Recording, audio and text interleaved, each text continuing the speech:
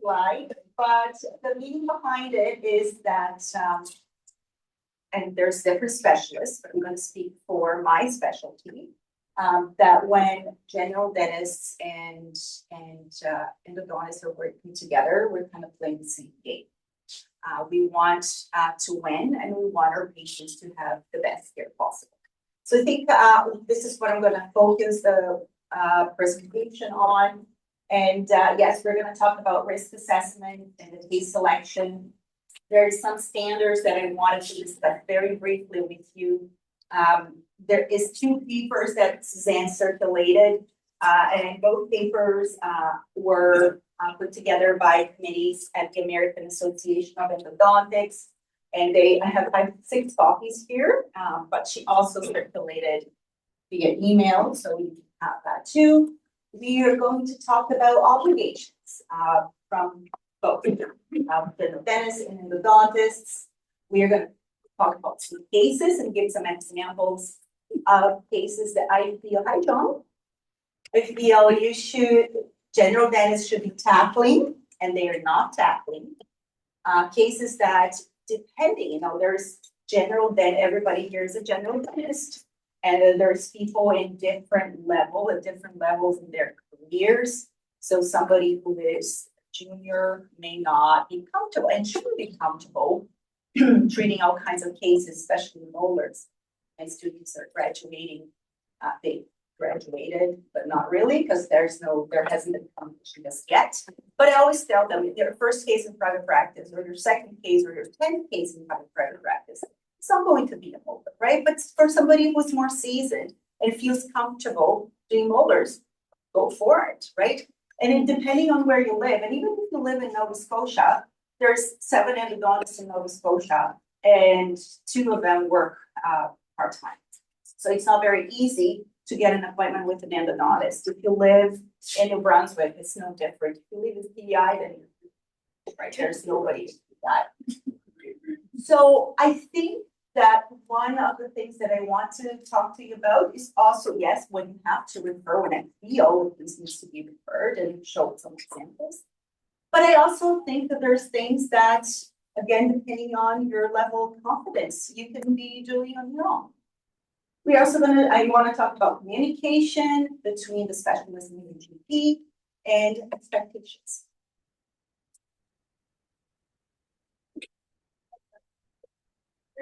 That's my niece posing for a photo, and it's my husband who is not my patient. He's complaining about the rubber dam. Oh, it hurts so much.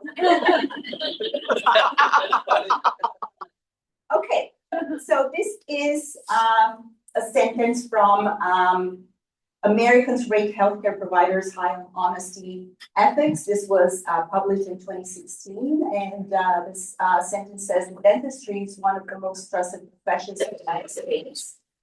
Routinely ranked among the top 5 in surveys that ask the public to rate honesty and ethical standards for people in different fields. So we really need to take that into consideration. And when we take our oath, we promise ourselves and the public to put them before us. So when we are treating a patient, if we're faced with a case that we feel we want to do it, but if you feel you're not going to be the person to provide the best care to that patient, then your duty is to refer to somebody who has more skills, is more prepared, has more knowledge, more equipment to provide better care for that patient.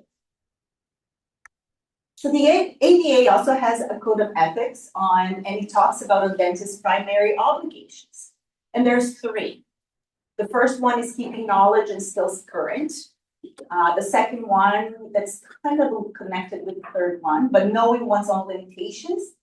And when you identify you have a limitation, when to refer to a specialist or other professional. So in our case here, we're really going to focus on referring to the endodontist. As you all know, I'm an endodontist, but I only work 1 day a week. I can't do it all.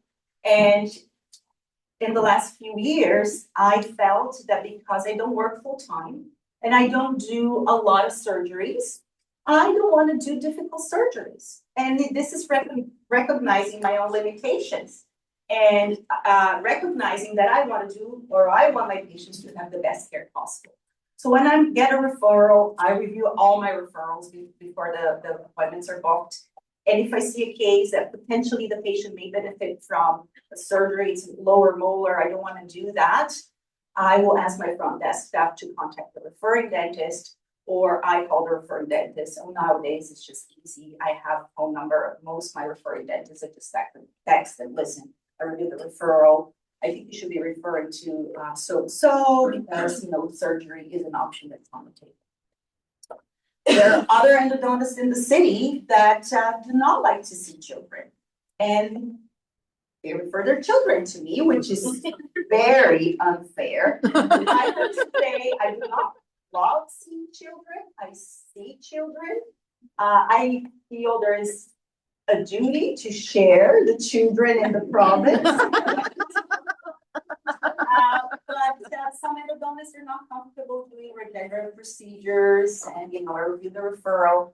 If my month is filled with children, I'm going to say I can't see this child. It's just one more. I work part-time. Otherwise, I'm going to be a pedo endodontist. I don't want to be that. Right. So just some examples that even specialists are more comfortable doing certain things. It's important that everybody recognizes their limitations and puts the patient's interest first. So these are the two papers, and they're very interesting. Summer is coming. When you're sitting by the lake or by the pool, if you're looking for something to read, you have these two papers. One talks, and this is was put together by the American Association of Endodontists. One is endodontic competency, and the other one is treatment standards. And I teach these papers to my students. And even if you open up the PDF that Suzanne shared with you, there is yellow highlighting, which is my highlighting in those papers, which are things that I think are extremely important to. We all know that, but to kind of remember that's our duty to do the best we can. My standards and your standards are the same. So if you can't reach the standards, you have to refer the patient to somebody else who can. So basically, I'm not supposed to be doing a better job than a general dentist when we're treating symptoms. So if you think you're going to be below the standard, you need to treat that, then you refer to the specialist. This is a document that the Canadian Academy of Endo worked together with the American Association of Endo, and both associations actually identify the importance of helping the general dentist to know what their limitations are. This is a form, but you can have your form in your head, right? But there are some cases where in the gray zone, and you may be thinking, should I be treating this case?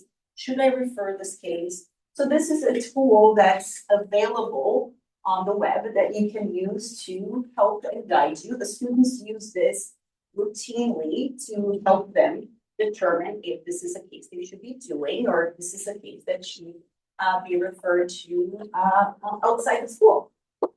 So this is a tool, and the tool will actually determine if that case has a minimal difficulty level, moderate difficulty level, or high difficulty. But again, this is a tool. You may use a different tool.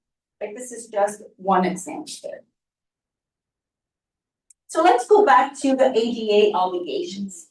So this is obligation number one. And number one is to keep your knowledge and skills current by doing what you're doing here. This is one of our meetings years ago. I would say probably before COVID. This is in PEI. Marla. Yeah, that was in PEI last summer, and the Journal of Endodontics there. So like reading or doing CE courses, or having mentorship. These are the best ways to keep your knowledge and skills current. And see, knowledge and skills. So one is different from the other. So we have to keep both current. In endodontics, in any specialty for that matter, but you will notice that more and more, we're going to see things changing. So in the past, you would choose, let's say, a mechanical system to use in your practice, and it would be system A.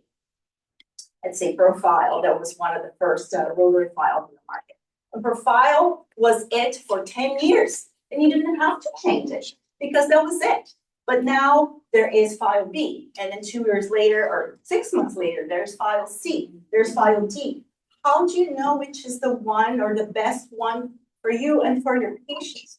Well, you need to do CE courses, you need to talk to reliable sources to see if there's something that's better than you are using. And obviously, get out of your comfort zone and try different things that may be better for you.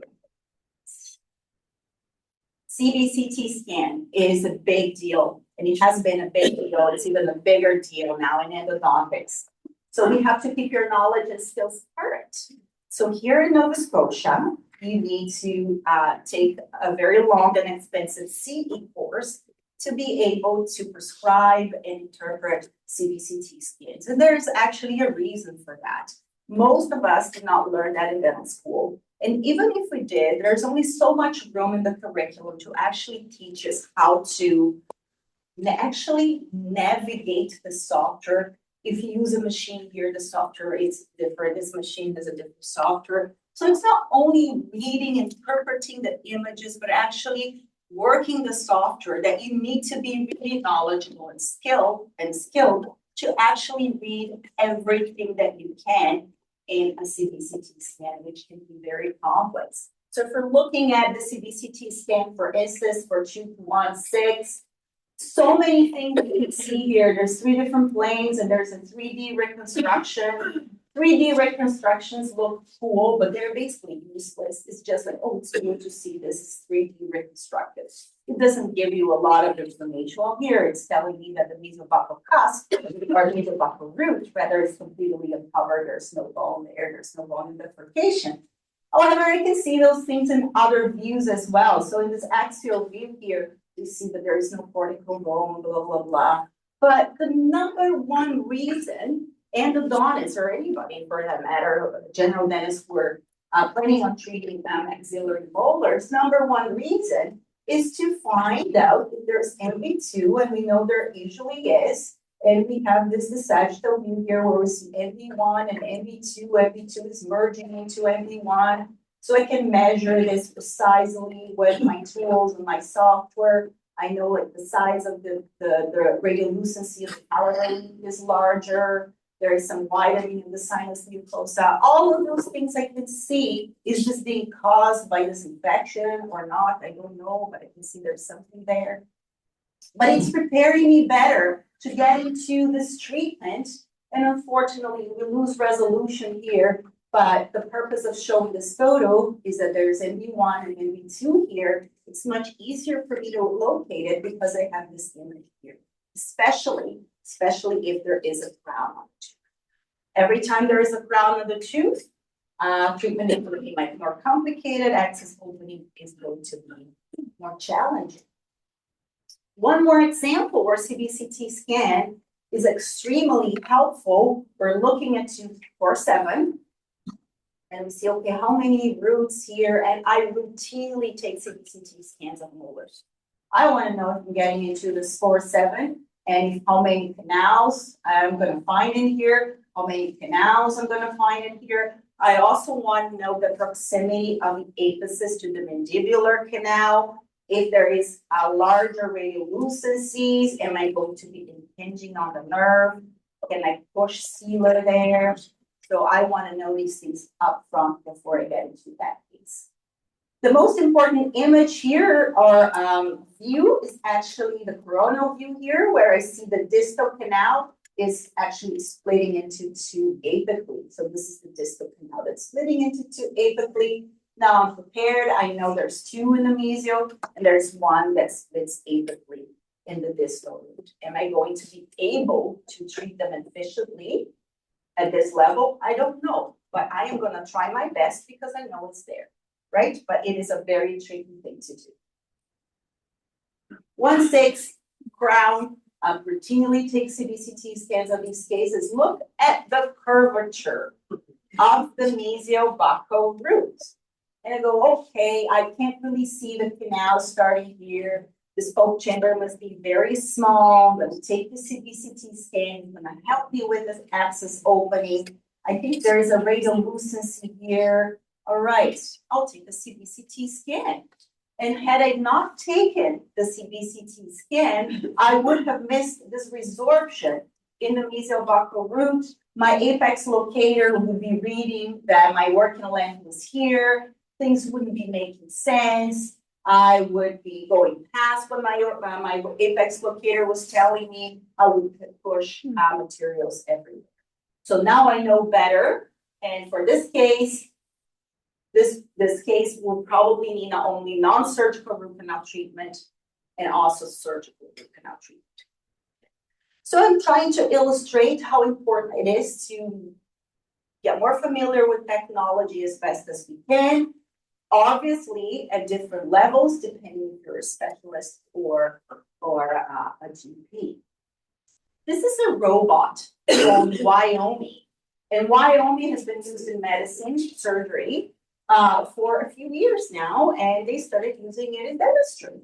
So last time I went to the American Association of Endodontics in the States, they had Wyoming in their exhibit.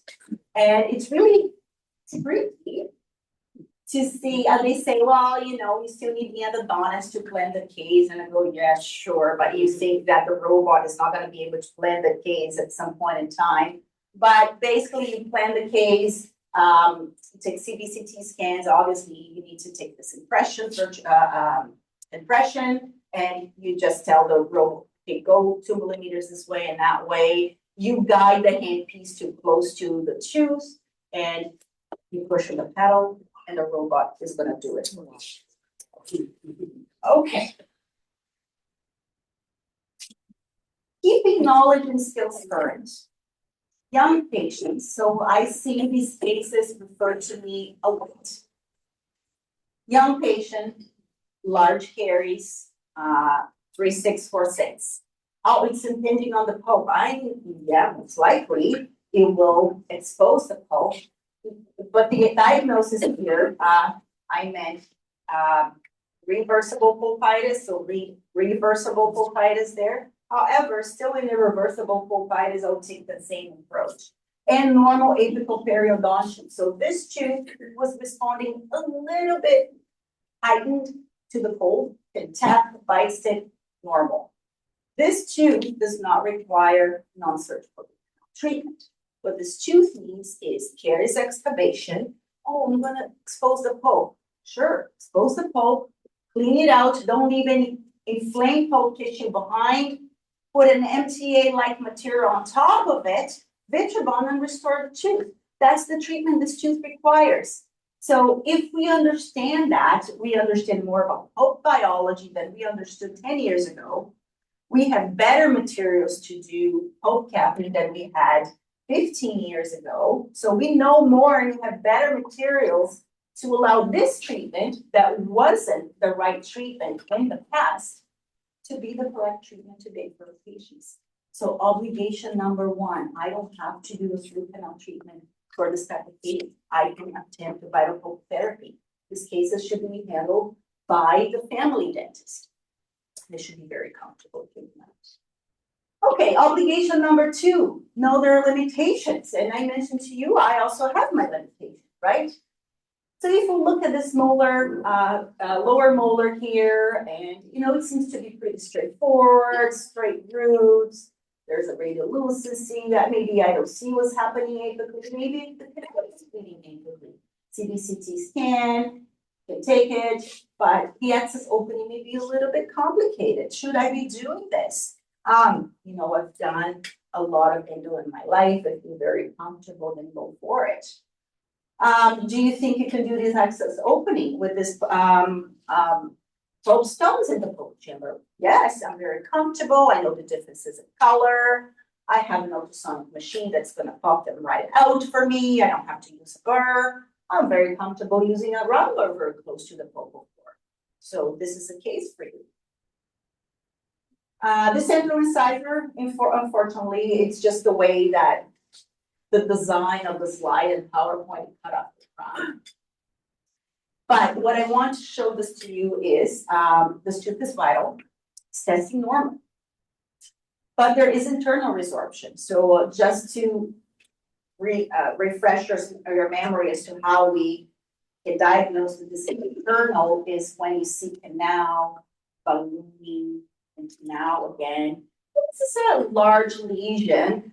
You may want to take a CBCT scan to make sure it's not communicating with the periodontium. However, if this is big enough to be communicating, perforating into the periodontium, this pulp is going to be necrotic. This tooth is testing vital and normal. What's causing this resorption is a problem in the pulp. We need to do the root canal treatment to stop the problem. However, if you've done tons of endo, this is a case that you absolutely can tackle. What I'm doing here that's a little bit different than any root canal treatment that I do that's non-surgical, I am irrigating extra because my files are not gonna go there. Same thing as your files, we use the same files. My files, just because I'm specialist, they're not gonna go in there. But I'm irrigating a lot more. I'm using ultrasonic or sonic agitation. So I'm using these tools to try to push irrigants to this area here, right? So what else is going to be challenging? Obturation. Obturation can be challenging, yes. You come with your cone and, okay, even when you're placing your files, sometimes it's a little bit tricky to go past here. It's going to be hitting here. But once you do with a 10, with a 15, with a 20, it gets easier and easier to do that, or with your mechanical files. Then your cone may be hitting here and there a little bit, but once you get the hang of it, you can place your cone there. But you're going to need extra sealer there. Perhaps that endo activator that you use to activate your irrigants, you place sealer there and you activate that sealer to try to push it there. And yes, if you're used to using warm vertical condensation, where you're condensing multiple times, you're increasing the chance that you're pushing sealers there. So if you can think that you have all these tools and you have the experience, maybe even with a smaller internal resorption, it can be a case that you can tackle and you don't have to refer. So not necessarily, I don't think that internal resorption cases are an immediate referral. Trauma. Trauma is most likely handled or managed initially by the family dentist. A patient will fall on the playground, they're not going to pick up the phone and call their endodontist. They're going to call their dentist or they're going to drive to that right? So most of the time, and you know, it's so easy to go to a WK, right? They're just sitting there and waiting for patients to come, right? So it's very, very difficult. And when they see it emerge, the dentistry department really tries to get a page as soon as the patient gets there so they can be seen immediately instead of having to wait for triage and things like that. But obviously, the patient shows up, this is already splinted, it's been re-approximated, but it is very challenging for, depending on the severity of the trauma, for general dentists to manage this alone. A lot of the times, what it takes to monitor these cases is endo testing and radiographs. So if you have an endodontist that you have a relationship with, you can have a conversation on the phone or exchange emails, and the endodontist will guide you. I think that this is the next step. I don't need to see this patient right away because I am booking in September. This patient cannot wait until September to have this situation managed. So yeah, I understand it's overwhelming, but you know, talk to the endodontist that you have a relationship with. So this is awful. Of course, that this is, even I know my limitations here. You can never get this right. You see the spec laterals. A lot of the times you're going to have dens and vaginatus. These are tricky cases to do. You know, it most likely to be non-surgical and surgical treatment and tackle. So that's a lot. Bridge abutments. So patients don't want to hear you need a new bridge. They think bridges last forever. They never have to have it replaced. Or they say, well, you know, this, you know, I had this bridge and that's, my wife was still alive and they feel connected to the bridge emotionally somehow. And the access opening here is not only very challenging because I can see what's behind here. You know, I have some clues because the canal width is wide, so I'm hoping that the poke chamber is going to be wide. Always take bite wings for these cases because you can see more of the poke chamber on bite wings than you can see on periapical radiographs, large lesion. I know I have to irrigate really well here. But I know that when I'm drilling through this, I can chip the bridge, break the bridge, everything out, and the patient may need a different bridge. So this is a matter of how communicating well with your patient. But these cases here can be very challenging for access opening because everything is so dark. Endo is already a black hole, especially when there's a crown, it's even blacker. Second molar, all right, so we know that in terms of positioning of the mouth, it's not gonna be for everybody to do second molars, but you know, you like, you have small hands and you like doing second molars. And I love doing second molars, upper second molars. I find them usually easy to treat. Okay, so second molar, I go, what's different with the second molar? I'm trying to think, you know, is it a second molar that I typically like to do it, but is this one that I shouldn't be doing? So obviously, if you take a CBCT scan, you're gonna be learning more about this anatomy, but this one in particular had only 2 roots. And if you look here, there's the distal buccal canal and then the mesial buccal canal, and they're kind of merging midway here, which is very atypical for a second molar, and I don't know what this is. And the buccal root is longer than the palatal root, which is also unusual. So identifying these things, taking the time to look at the images that you have, and then thinking, should I be doing this? Can I reach the best standards for my patient? As shapes that can put a lot of stress on your mechanical instruments. However, the metallurgy of newer instruments can actually yield to this shape here. Premolars. Premolars are nasty little things. And this one, you go, okay, I think I can do what's going on here. I don't know, but there's a shorter root, a longer root. CBCT will be extremely helpful. I let my patient talk me into treating this without taking a CBCT scan because she was very concerned about radiation. It didn't matter how I explained it to her, your bloodstream absorbs the radiation. So I could not convince her at all. So I treated it without a CBCT scan. But you look at this radiolucity, the shape, the presentation, you're suspicious that there's different things going on there. So old infections, sinus tracts, it takes more to resolve this problem here. This kind of curves, a break abutment, the curve is going in the wrong direction. So you also have to remember that, oh, the curve should be going there, but it's going there. And this is a very skinny canal. So locating this canal is going to be more complicated when we compare to the previous case that was also a bridge abutment where we could see wider canals. So in that case, location is easier. Canals, central incisors, when I see central incisor in my schedule, it cannot be good. I never do. It's either like this or no canal or opening this. So these are the central incisors that I do. But I'll let you know, I would love to do my central incisor. They're normal. All right. Okay. So I wanted to show you some cases that you may say yes, or perhaps make you think that could be a yes. And I have some examples of no's. I don't have examples of all of the no's, but I have some examples where we have to identify when we have to refer to a specialist. And knowing when to refer is actually as important as knowing how to do what you know. So what's the difference between a general dentist and an endodontist? Well, number one is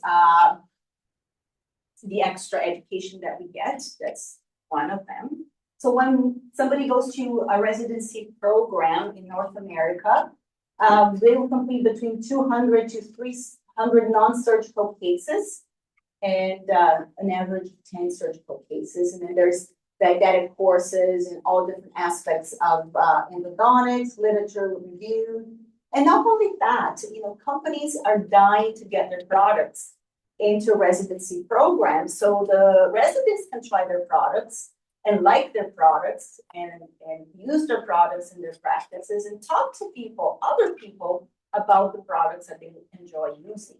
So they actually offer to have a CBCT on loan for several years, or lasers, or motors, or all kinds of technology. Okay, I get these referrals quite often.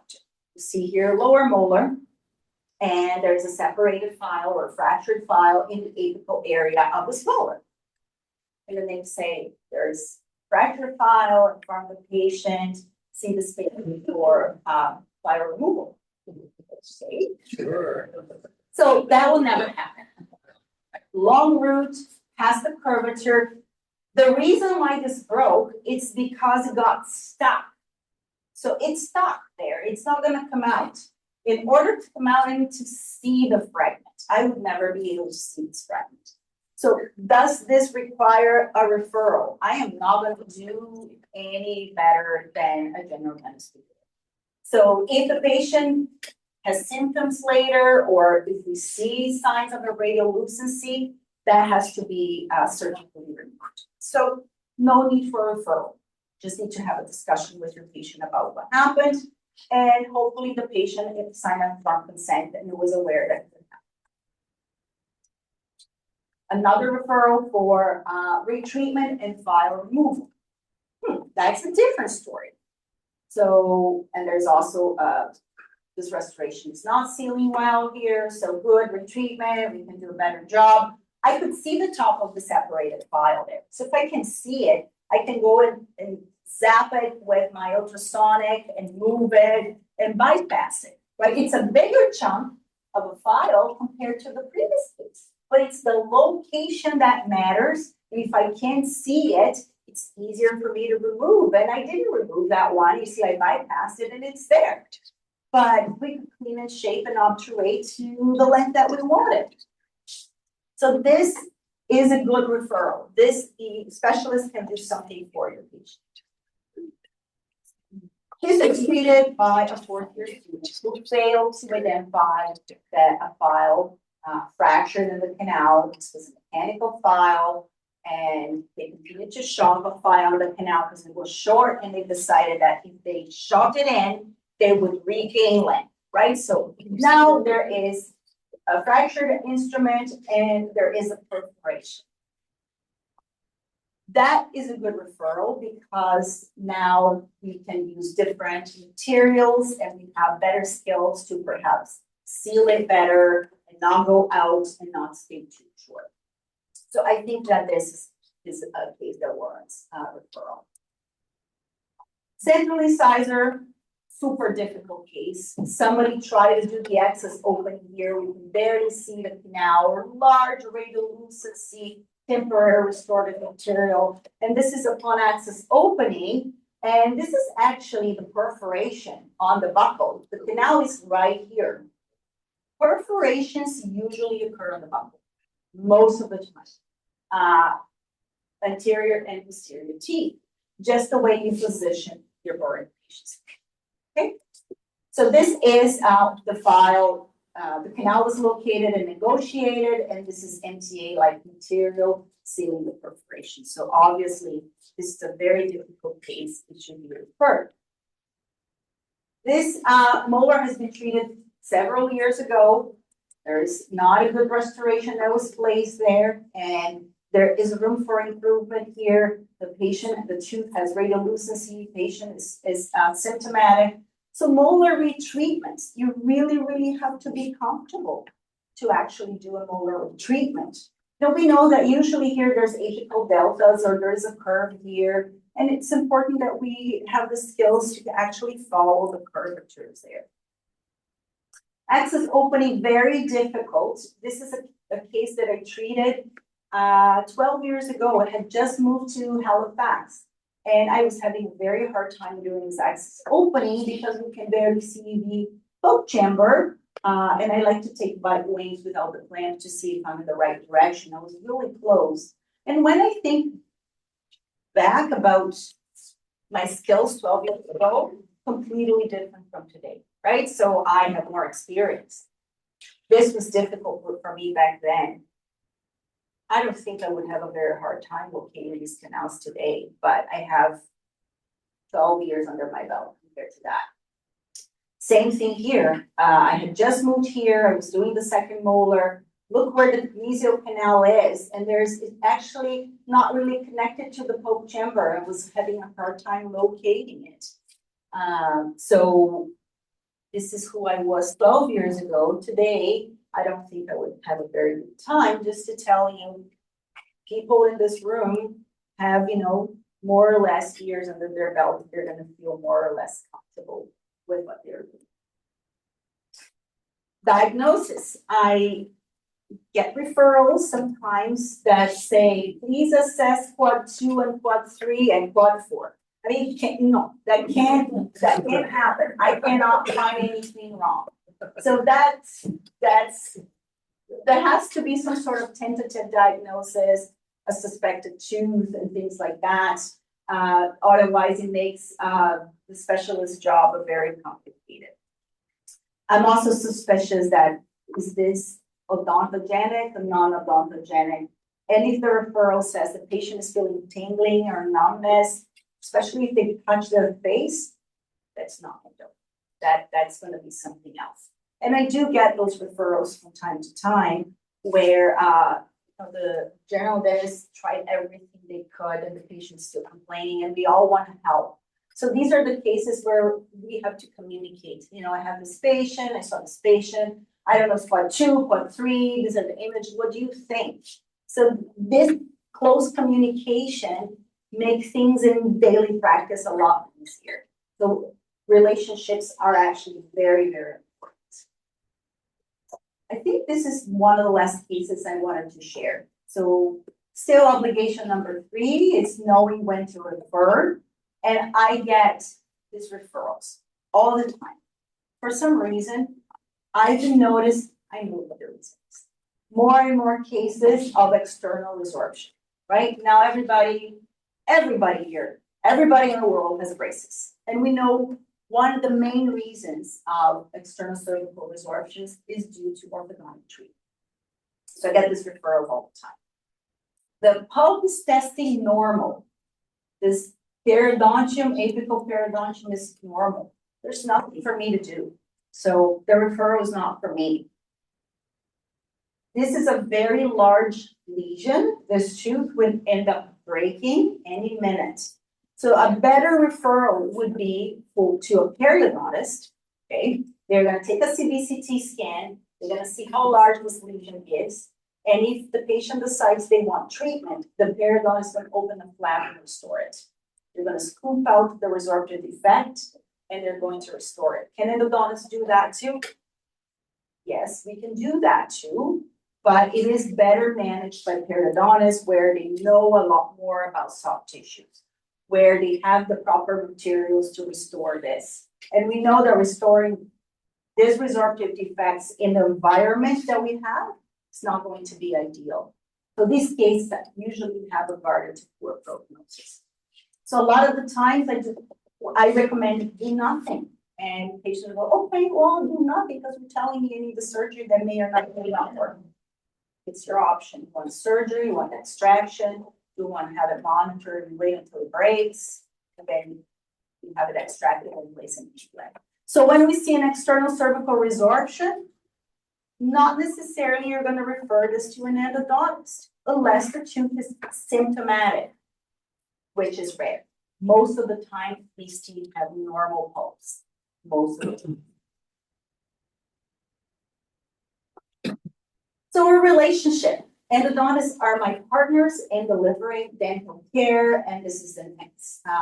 This was a sentence that was extracted from this paper, where they surveyed general dentists to identify characteristics associated with increased referrals to endodontists. And I think, yes, we are partners. in delivering dental care, we all want the same thing. We're all playing the same game. So what is expected from the referring dentist? When somebody sends me a referral, what do I want? We'll want a paper referral or documentation that the patient was referred to me.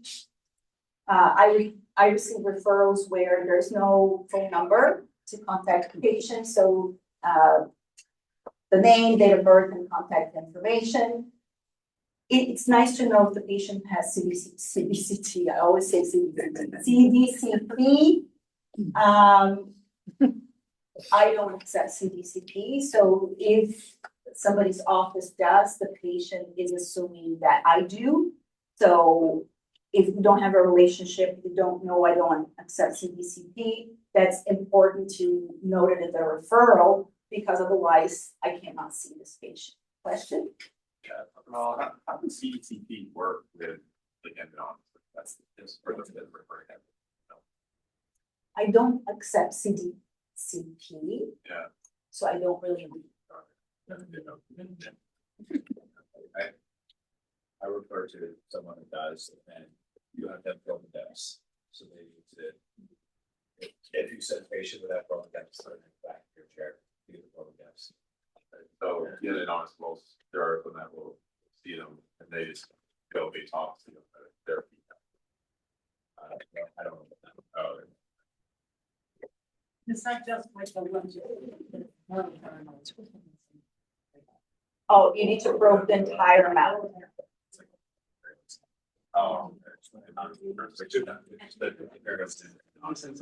Yeah.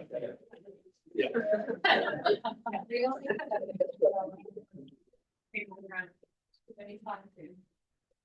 So see, that's very helpful to know that. Relevant health history, medications, as usual, as you know, reason for referral. I receive a lot of referrals that say 346. That's sure, but that's the referrals that are sent to me reflect on that professional way. My reports, I think it's the same. I send a report that I wanted to look nice. I wanted to have relevant information. I want to send a report in a timely manner. If I don't do these things, my referring dentist is going to think I'm lousy. So I'm not going to text you a post-operative radiograph as my report, right? So I think it reflects the type of professional that we have, right? So the tooth in question, you know, you did your testing, you did it due diligence, you took your images. My tentative diagnosis is this. I placed a crown recently on this tooth. Now the tooth is symptomatic. I diagnosed this as irreversible pulpitis, normal apical tissues, and this tooth is restorable. So very, very difficult for endodontists if there is a tooth that has large caries and the restorability wasn't assessed, and now I don't do complex restorations. I may not be the best person to determine if that tooth is restorable after I remove caries. If it's in the gray zone, I won't really know. So that's very important, and it's best patient care, and it's respecting the specialist that you're referring to. It's good and it's helpful to inform what's your restorative plan after that, only placing crown, moving the post space. And the other thing that all endodontists are doing more and more, if all that restoration that the tooth requires is the occlusal axis, restoration or lingual axis, we'll place the final restoration. Everybody's busy, so I don't think anybody's not going to pay the bills if they don't do that restoration. It's the best service to the patient. The patient is there, anesthetized, rubber dam is on, and it prevents leakage. So that's the best service to the patient. Place the final restoration. I'm not going to do rounds, but I am going to restore the axis open. And all images that you have are relevant to that tooth.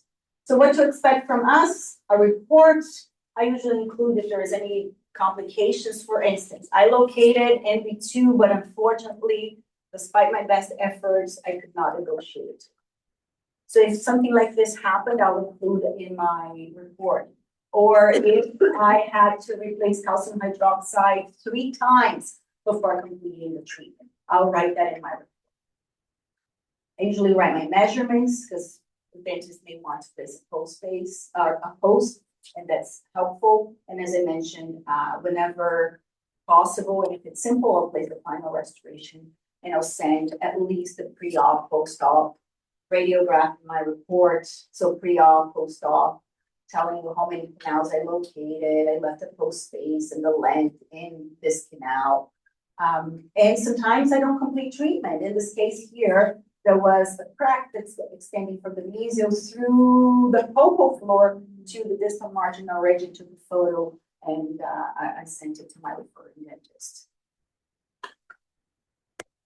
That's